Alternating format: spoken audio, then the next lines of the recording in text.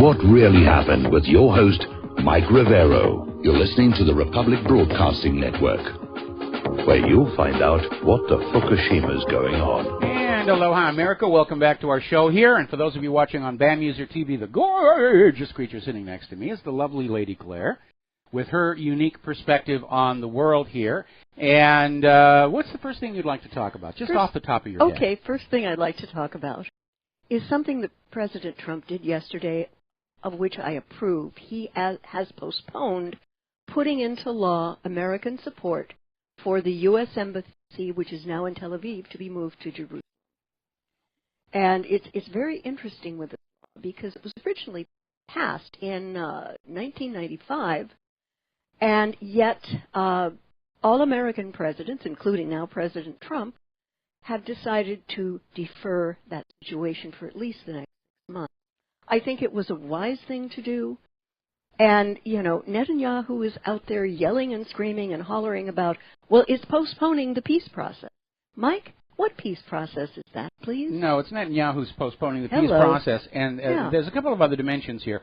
First of all, the Oslo Accords sets Israel's capital in Tel Aviv. And if you read your Constitution, treaty obligations are the highest law of the land. Right. As long as they don't violate our own Constitution.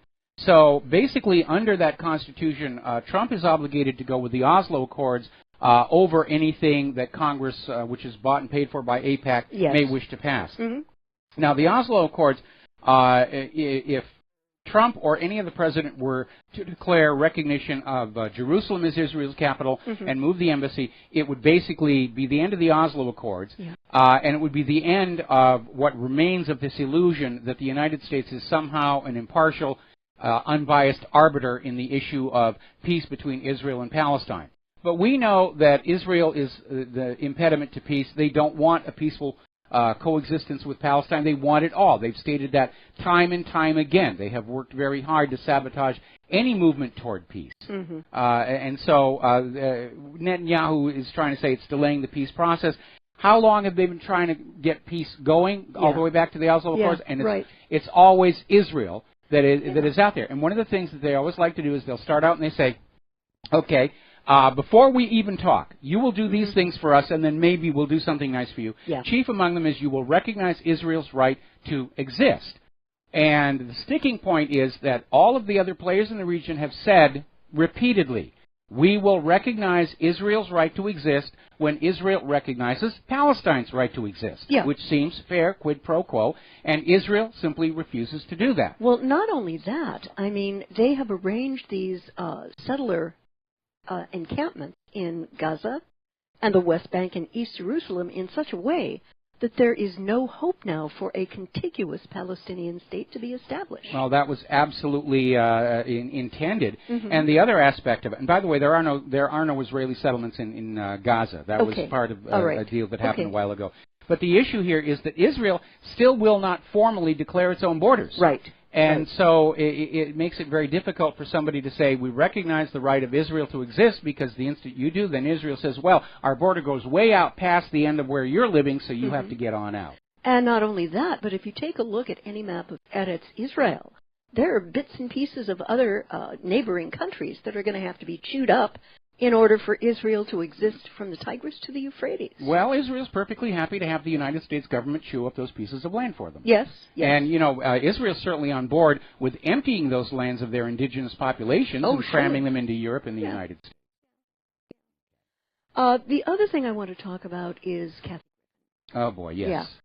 Now, I've seen some of her comedy. Some of the stuff I've liked. She has a Ph.D. in snark, that's for sure. But this situation and the way that it backfired on her, she appeared to look as though she was condoning the assassination of a sitting president. Now, that's illegal by U.S. law. I checked out the code, and I put it up there in my articles today. But not only that, I think that accidentally, part of the reason that people hated this image is that it focuses on what I would call a biblical artistic archetype from the New Testament. Okay. And as I looked at this image, and I'm thinking, wow, that's John the Baptist's head being held by Salome, who apparently performed for her dad in a very, shall we say, suggestive manner. And the guy was drunk, off of his chair. And he said, I'll give you anything you want.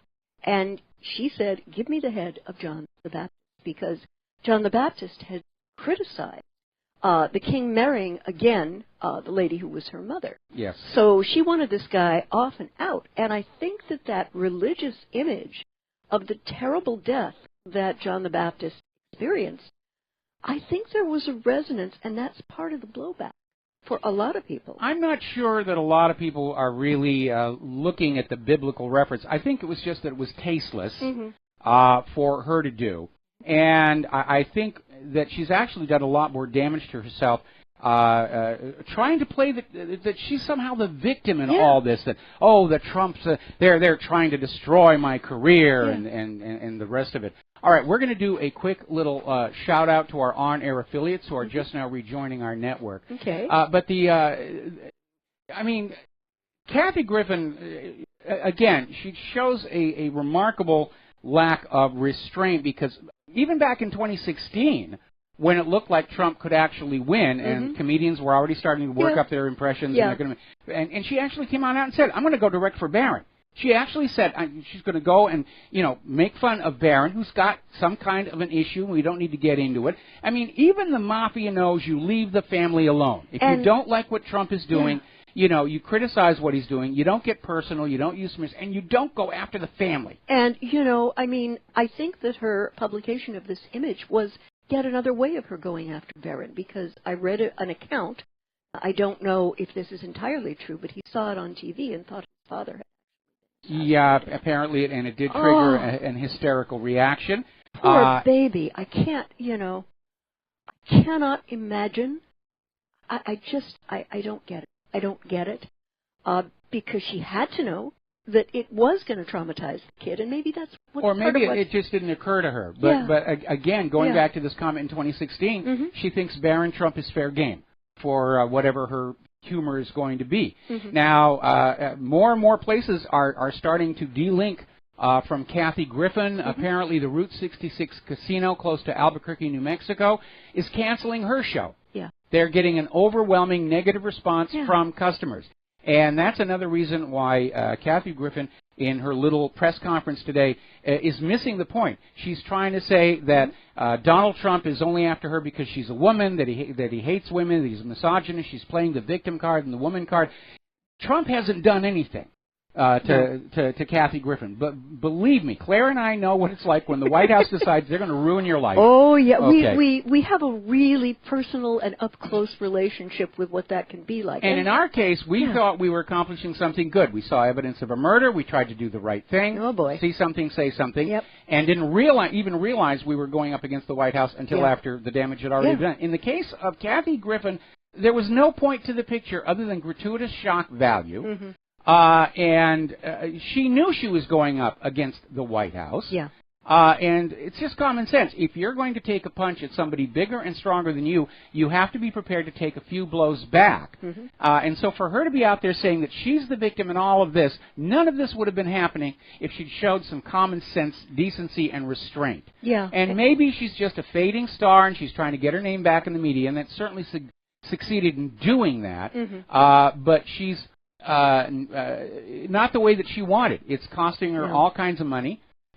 Frankly, I think she ought to give a much more sincere apology both to Donald Trump and to Barron. Yeah, yeah. I mean, even Roseanne Barr just came on out and said that if anybody did to her young children, traumatize them the way that Kathy did to Barron, that she, Roseanne Barr, would just slap the heck out of her. Yeah. And that seems to be the reaction with everybody. It was tasteless. It was over the top. The Secret Service is going to talk to her. Nothing's going to happen because it was just a picture. But, again, Kathy Griffin screwed up. And like liberals everywhere, cannot accept responsibility for her own choices. Oh, it's the fault of Donald Trump. It's the fault of the casinos. It's the fault of the media. It's the fault of the conservatives. It's the fault of the and just on and on. And you know, Mike, I want to interject something here. To label this man as a misogynist, if you take a look at his daughters and his wife, these are strong, classy young women. I don't think Melania, for 1 second, is going to take instance of guff. No, You know, no, that's very, very clear. She's brilliant, and she speaks 5 languages. You know, I struggle with English and French, but no. Your English is pretty good. Well, sometimes. But, yeah, it's sad. And the 2 things, and she's probably done this already, she needs to do 2 phone calls she needs to make. One is to a crisis management team, and I would suggest that she reaches out to Debbie Wasserman Schultz and the DNC, because they've got these guys on speed dial. And the other one is to her accountant and find out just how solvent she is in terms of living standards, and if she's going to have to step down a little bit. She may be on retiring as of right now. And again, she did it to herself. Mm-hmm. There's no evil plan from the White House to ruin Kathy Griffin. In fact, I'm sure Donald Trump understands what an ill-conceived move it would be for him to have any comment about this at all. But getting on back to this idea about screaming that Donald Trump is a misogynist, I mean, that came out of last year's campaign. And there's nothing in his background to suggest it. He's always made a point of hiring the best people for whatever job he needs, regardless of their gender. And take a look at his kids, his daughters, his son, his wife. They're classy, bright people.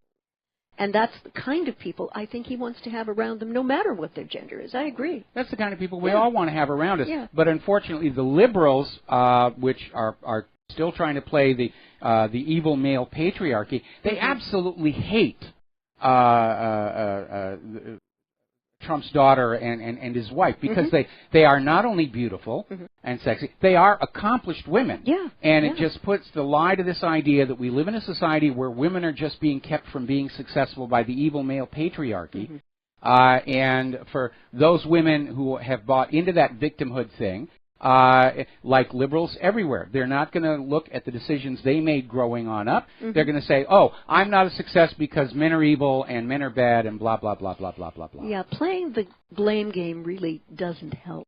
Well, I'd like to get off of this now, Mike, if I may, and take a look at the fact that President Trump has decided to completely bury the report on torture. That huge report. Yeah, the CIA report on torture. And it amazes me, because I think that people need to know, and I think the strictures need to be in place so that this never, ever, ever happens again. Well, see, here's the problem. There are laws against this kind of behavior, both in the U.S. itself, the United Nations, and international law. And I think Trump is faced with a concern that the American people are already aware that the federal government has gone off the reservation, as it were. Certainly they're off the constitutional reservation. And I think Trump's concern is that if the American people find out too much of what this government has really been doing over the last couple of years, a couple of decades actually, that it might be too much, and the American people might just say, this is not my government anymore. And Trump, of course, does not want to be the last president of the United States of America. And he may have, in the last few months, learned some things about what this government's been doing that are shocking to him. Now, we know from some of the things he said during the campaign that he was aware of certain things that were happening, and questions about 9/11, and certainly about the vaccine issue. But now that he's president and he's being given some of the insider information, he may be shocked. Remember when Papandreou stepped down and the new incoming government had no idea of the economic disaster Greece was in. And it was a surprise when they found out. So we can assume that probably Trump has been briefed on certain aspects of what's going on, and he's been told point blank, if this all comes out, we're looking at an American population that is going to demand war crimes trials of members of the government itself. Yeah, and my thought is, torture is so unnecessary, it doesn't produce actionable intelligence. It simply gets the guy or the gal getting tortured to say whatever his interrogators want them to say in order for the torture to stop. Yeah, everybody who's an expert in intelligence understands that. All torture is good for is politically expedient confessions. Oh, we know Khalid Sheikh Mohammed was the mastermind of 9/11. We only had to waterboard him 180 times to get him to admit that was it. And throw his kids in metal boxes with biting insects and let him listen to the screams for 6 or 8 hours. And then, of course, we know he was telling us the truth when he finally admitted he was. And that's how that kind of works. We're going to take a phone call now here. From Tony in Puerto Rico. Aloha, Tony. Welcome to the show. What's on your mind? Yeah. Hi, Mike. Nui Nui and aloha. Aloha. Okay, Mike. I just want to change the subject a little bit in regards to corporations. You know that corporations are in for business, for the big money. Okay, they don't care about the little people, and they're just for the money. Remember that movie Band of Brothers, where towards the end the Germans are marching. And one of the soldiers is really pissed off at them, and he says, "Why did you, waste my life here? Say hello to Ford, say hello to General freaking Motors." But it's ironic he said that part because these businesses were already in business with Germany before, during, and after the war. That's my comment. Thank you very much. Yeah, you're absolutely right here. We had the American financial system was backing Hitler's rise to power right up to the day war broke out when Roosevelt nailed them all under the Trading with the Enemies Act. The company that is today IBM actually provided the calculating and counting machines that the Nazis used to keep track of the inmates in their slave labor camps. So, yeah, Germany was big business, and that was a big reason why the war was brought about, because the Nazis had freed Germany from a private central bank, and their economy had lit up, and they were this economic powerhouse that the rest of the other nations still enslaved to private central banks could not compete with. And that was the reason that they had to gin up World War II and bring down Germany and return to the slavery of a private central bank. Yeah, absolutely. I'd like to go on now to Afghanistan because there are some movements there. Now, we have been in Afghanistan, 16 years? 16 years. 16 years. And, my thought on this is every 16-year-old child in this country has never lived at a time when we've actually been at all. Well, actually, when you look at all the other wars that have been going on before Afghanistan, I would be hard-pressed to name a year when the United States has been totally at peace and not killing somebody somewhere on the planet for their resources or control of their economy. Right. Apparently, SecDef Mattis and the White House advisors have been urging Trump to add another 3,000 to 5,000 U.S. troops as advisors. Ooh, the advisors again. The advisors again, yeah. Ooh, shades of Vietnam. I read this and I'm thinking there is absolutely no military metric whatsoever that you can claim victory from in Afghanistan, unless you consider victory, like the alphabet soup agencies, the massive growth in the opium pot. And that oil pipeline. Let's not forget the oil pipeline here. That's all they really cared about here. And it's, Afghanistan is not named the graveyard of empires for no good reason. I mean, Britain tried it at a tremendous cost of blood and money. Russia tried it at enormous cost of blood and money. Putin's got to be laughing at the U.S. for getting stuck in that same quagmire. Yeah. I mean, the last military commander who actually conquered and was able to hang on to Afghanistan was Alexander the Great, and he only kept it for 3 years. Yeah.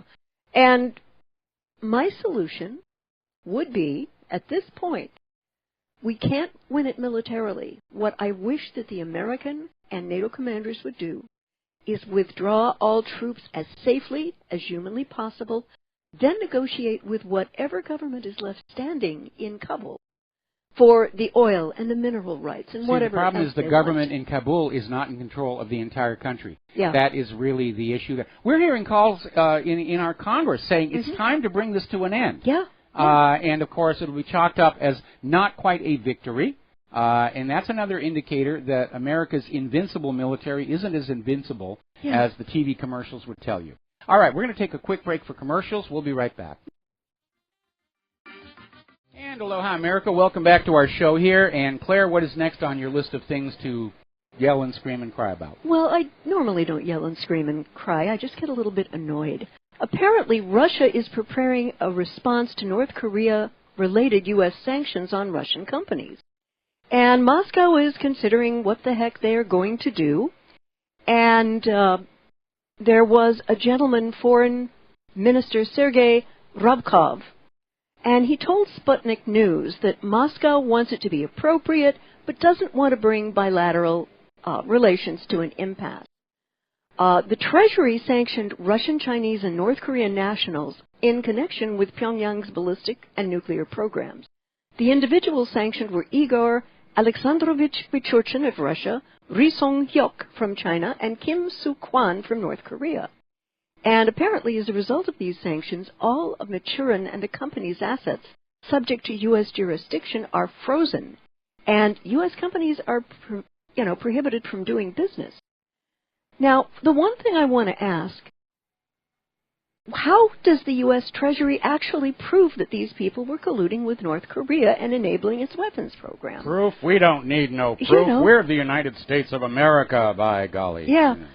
I can't see a shred of evidence that is being presented to the American public, and there has been absolutely nothing put into public discussion about why these people and companies are being sanctioned by the Treasury Department. In short, it looks to me like the Treasury Department is doing this because it can, to further demonize Russia and North Korea. That's exactly what's going on here, and you need to understand that this putting pressure on countries to not build up a military defense against invasion is not, it's got no foundation in international law. Yep. And so the reality is, yes, the U.S. is doing this because it can, and this in turn is leading to more and more nations wanting to de-link from U.S.-dominated systems for economic activity around the world, like the SWIFT system. Yeah. And that's why you're seeing all these parallel systems that are coming on up, and they're attracting a lot of business from a lot of nations who don't want to be held under economic blackmail by the United States government.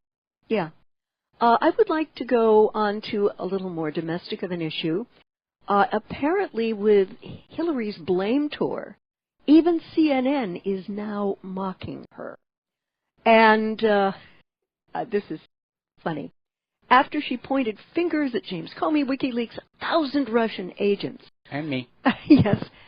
People played up an assumption she was going to win and several other culprits on Wednesday for her November loss. It all proved to be too much for CNN. During a roundtable discussion with D.C. reporters yesterday, host John King dismissed her excuses by saying, "You don't understand. The Russians cloaked Wisconsin," referring to Clinton's ignoring the battle state until it was too late, so she couldn't find it on a map and get there in time.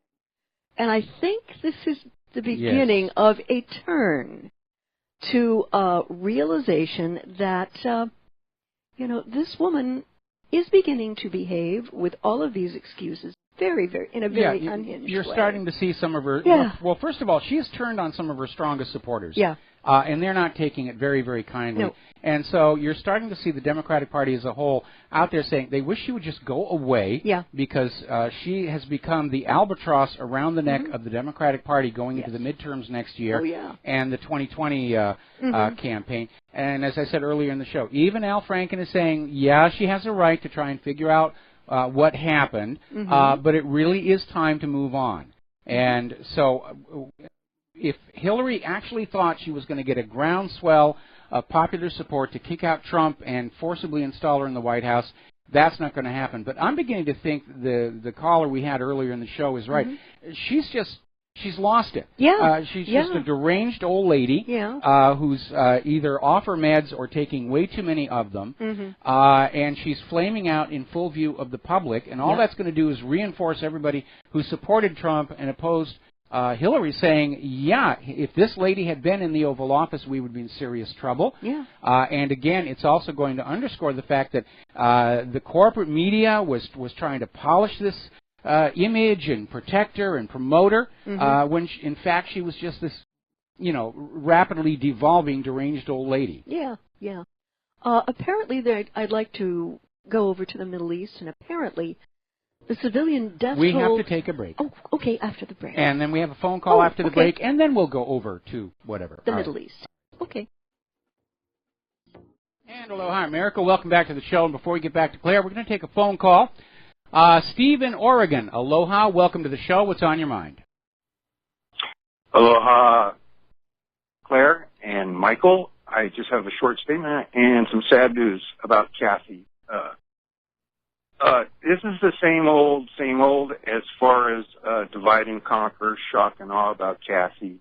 And I have some really sad news that Kathy lost her endorsement for the squatty potty. She's no longer a representative.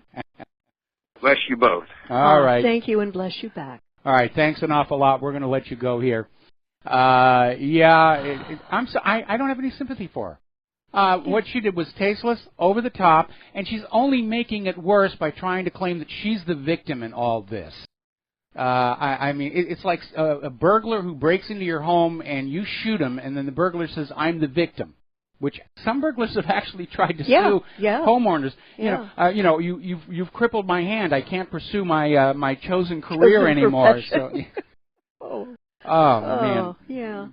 Heaven save us some lawyers. All right. Anyway. On a more serious note, apparently the civilian death toll has risen to 484 from U.S.-led coalition strikes in both Iraq and Syria. This figure is probably at least several times higher. I would agree. I would say that it's very, very conservative. And to the people of Iraq and Syria, my heart goes out to the innocents who've been killed, their families, their friends. But you need to understand something. The people living in the USSA, which is now the unhinged surveillance states of America, have utterly no control at the moment over the actions of our alleged representative. The only people in this country who seem to get represented are the huge corporations with a lock on the bullets, the bombs, the bandages, and banking services, because all countries have to borrow money to finance wars, to be used for the benefit of this country's moneyed class. And, Mike, I've got to tell you, it's very painful for me to realize at 68 that Americans continually vote for change away from the wars, away from the carnage, away from the excesses of empire, away from the crushing national debt, and yet the kinds of changes we the people want just rarely happen. Well, let's take a look at what the Democratic National Committee's defense in the fraud lawsuit in Florida is about. We have a right to just decide for ourselves without caring what the voters actually say, and realize that attitude infects the entire federal government. It's writ large. It's really writ large. It's really writ large. Yeah. Now, when this country was set up, there were restrictions in place about how much you could contribute to a candidate. There were systems in place to try and guarantee honest elections and to basically make sure that we, the people collectively, were steering the future course of the nation. But over time, and especially since the creation of the Federal Reserve, the nation is no longer free. It is, as Woodrow Wilson said, under the control and duress of a few powerful men. Yeah. The war in Iraq continues to be about the control of the production of its oil, to whom it's sold, and ensuring that the oil is only sold in U.S. dollars. The war in Syria is being engineered to create regime change in Damascus, because it will be far easier to regime change Tel Aviv, Tehran, and that's one of Israel and Saudi Arabia's geopolitical dreams of accomplishment, with al-Assad gone. But, Mike, I have to ask a question here, and I'd like your response. Just how far will Russia, which is aligned with the al-Assad presidency, go to allow the U.S. jihadists as well as U.S. troops on the ground before they lay down their proverbial line in the sand here? Well, I think they've actually laid it down. They're not declaring it because that would be provocative. But Putin has definitely set up a very, shall we say, a soft deterrent in Syria. The harder the U.S. pushes, the more Russia pushes back. But without giving the U.S. propagandists a single focal point where they can say, oh, bad Russia, bad Russia. We were reporting earlier where the U.S. is again screaming that Putin is protecting that evil Bashar al-Assad, and Putin is saying, no, we're trying to prevent Syria from turning into another Libya. And so I think the line is actually there. Qatar is now the wild card. They're pulling away from Saudi Arabia. They're pivoting towards Iran. And it's a case of brinksmanship. Unfortunately, our government has gone too far down this road on this war plan that Wesley Clark blew the lid off of. I think it was back in 2005. Mm-hmm. They can't turn around and go back. The private central bankers are continuing to prop up the U.S. government on this expectation that World War III is going to come, that the U.S.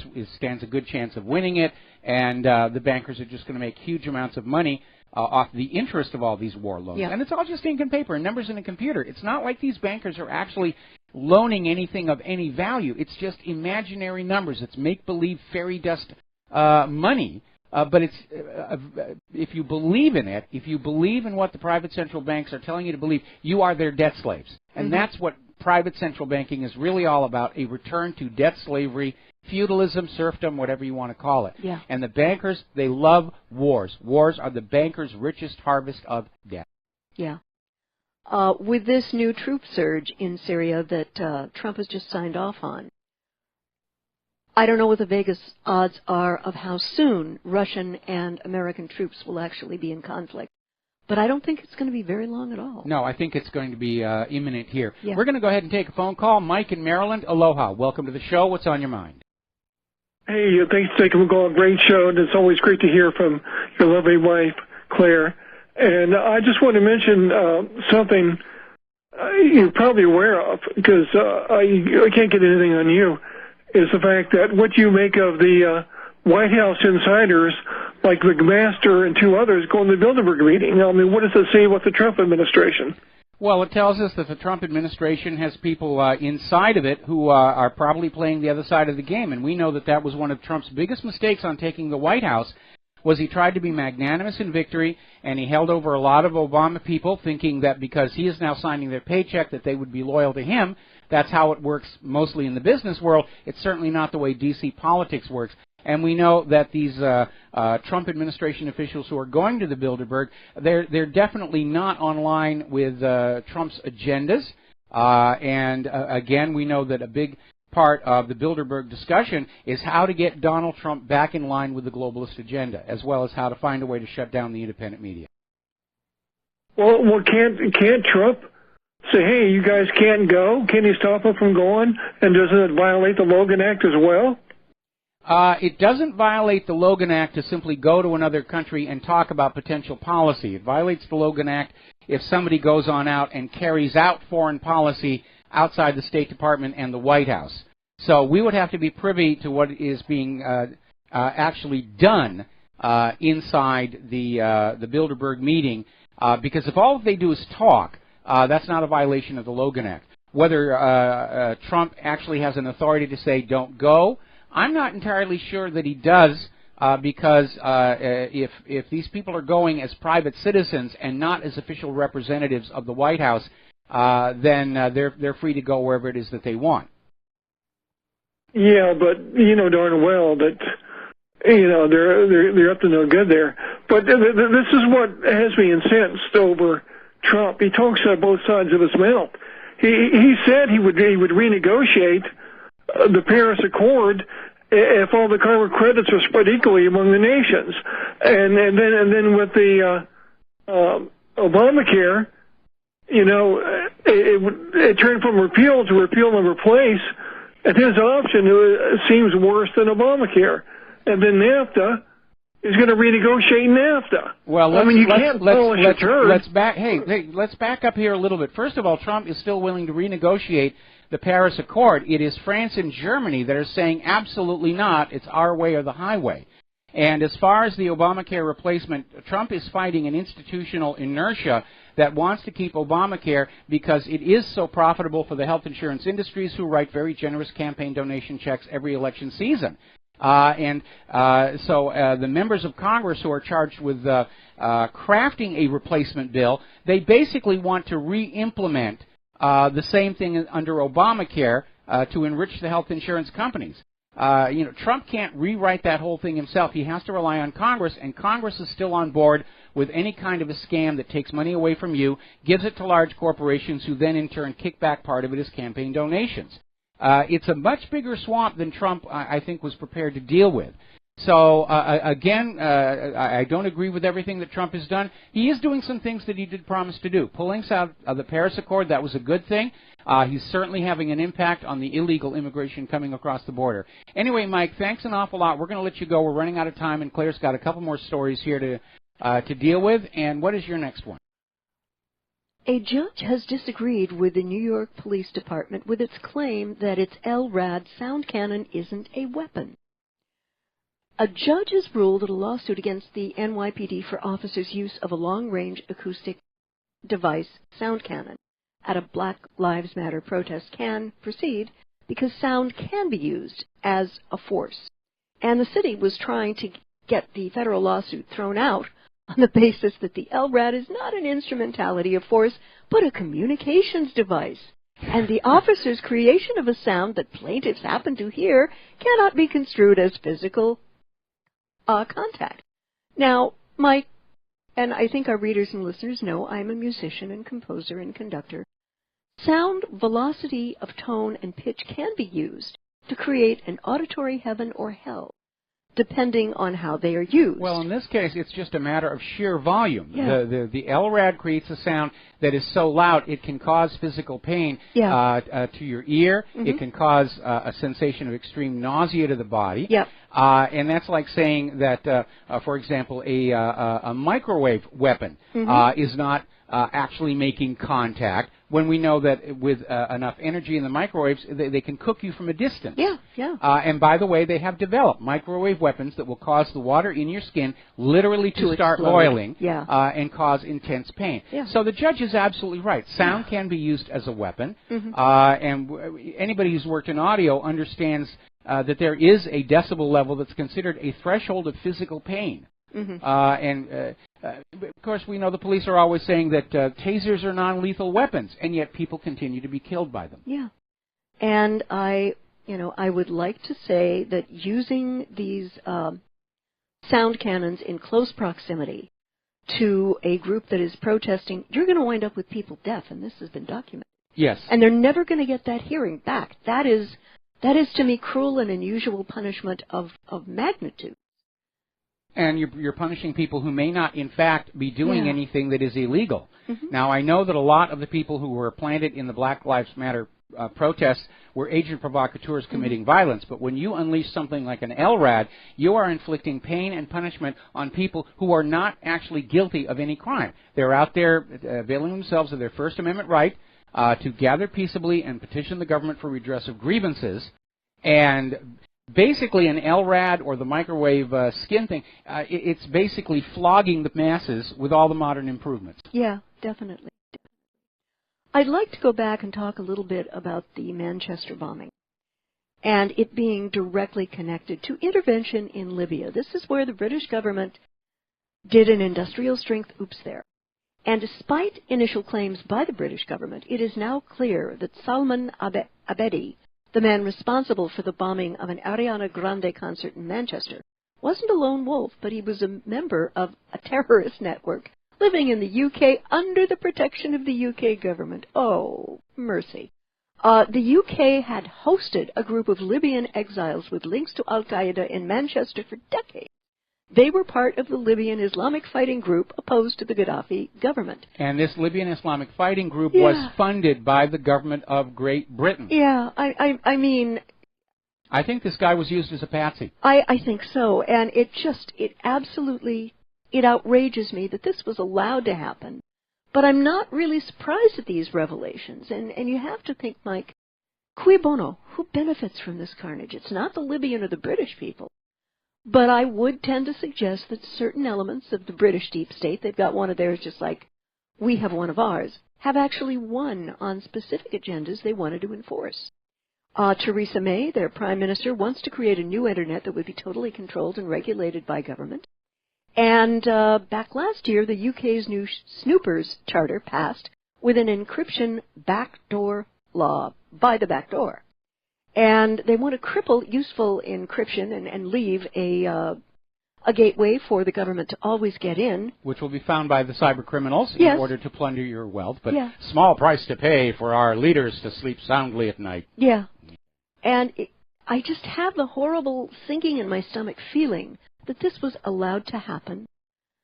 And it's not like the MI5 didn't know who this guy was. The FBI sent a warning. Yeah. His friends were calling the terror hotline and Yeah. saying this guy's going to do something. Yeah. There's no indication he was under surveillance. I think it was a false flag. Yeah. And they set this guy up as a patsy. Mm-hmm. Yeah.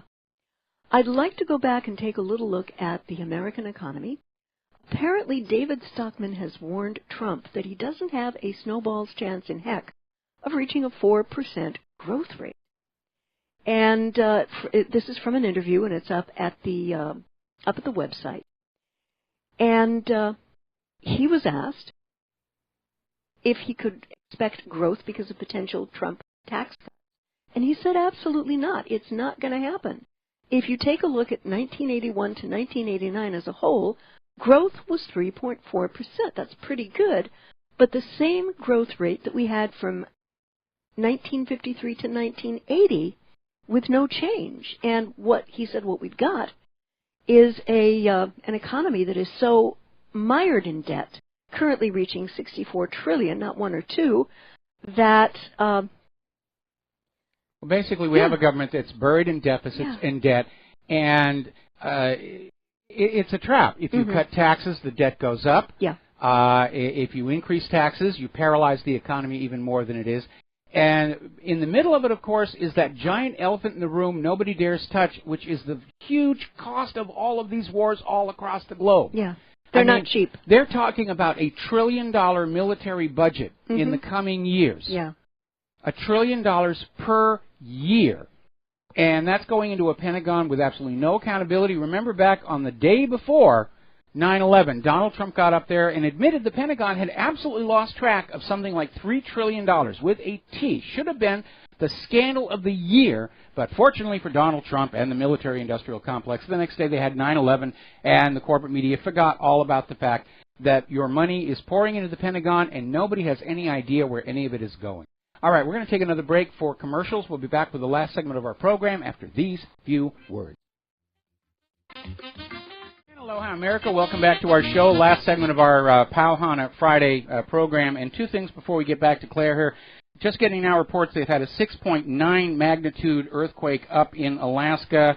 And we're still waiting to see if we're going to have a tsunami warning down here in Hawaii. Also, I'm looking at the corporate media. They're still going on and on about Kathy Griffin. Oh, the Trumps are trying to ruin me. I'm the victim. Feel sorry for me. Kathy, shut the heck up.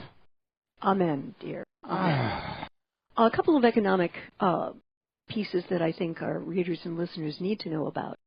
First, Spain's sixth largest bank crashes most in 28 years on liquidation fear. Now, a lot of focus has been put on the very unstable financial situation in Italy as the next possible source of European financial contagion. However, Spain's sixth largest bank has found itself in free fall over the last couple of days, as concerns grow that the bank may be liquidated unless a last-minute buyer or source of capital emerges. In addition to the shares of Banco Popular crashing as much as 27%, that's intense. That's a big The biggest intraday drop since 1989, its perpetual bonds have likewise been in free-fall mode for investors. And they're liquidating securities which they do not want holding going into the weekend, and apparently that's... Okay, that signals an imminent collapse. Yeah. Here. Also, full-time jobs in the U.S. have tumbled by 367,000, the biggest drop in 3 years. And while on the surface, the payrolls report wage growth and the unemployment rate, which has dropped for all the wrong reasons, were disappointing, a quick look inside the underlying data reveals even more troubling trends, such as that in addition to the number of employed workers dropping by 233,000 according to the household survey, the composition of those jobs raised even more red flags because in May, the U.S. lost 367,000 full-time jobs, offset by the gain of 133,000 part-time jobs. This is not good, guys. This is officially horrible. And also, people not in the labor force soared by 608,000. Yeah, we talked about this one earlier in the program. They're just recategorizing people to try and keep the official unemployment number down. But, you know, we're now looking at almost 95 million Americans willing and able to work who have not been able to find jobs for months, if not years. Yeah. You cannot look at that number and tell me that we are not in a serious economic crisis right now. Yeah. And especially when you take, as I said earlier, you take out the retirees and children who are too young to work, and you're talking about well over a third, closing in on a half of the American workers not able to find a job, while refugees and illegal immigrants pour on into our country, adding even more mouths to feed on our strained social services. Yeah. Somebody has got to look up from their own immediate political agenda and start looking at the overview of the country as a whole, and that, of course, is Donald Trump's job as president, to maintain the overview and the long view of what is best for the nation as a whole for, again, long time scales. And I'm hoping he's going to be able to develop the spine and stand up and actually do that, because that is the job of the president. Is arbitrating between all these differing agendas and greed and corruption, and charting a course that is going to work for the maximum number of American people and American interests, and just balance and fairness. All right, there's the music. It's time for us to get on out of here. We'll be back Monday here on the Republic Broadcasting Network. And a final reminder, the most important thing that all of you can do right now is to take what you are learning here and at the website and share it with everyone that you know. Now is the time to speak on out and say, there is a problem with this country. It has gone horribly, horribly wrong. What are we going to do about it? We'll be back on Monday. Aloha, America.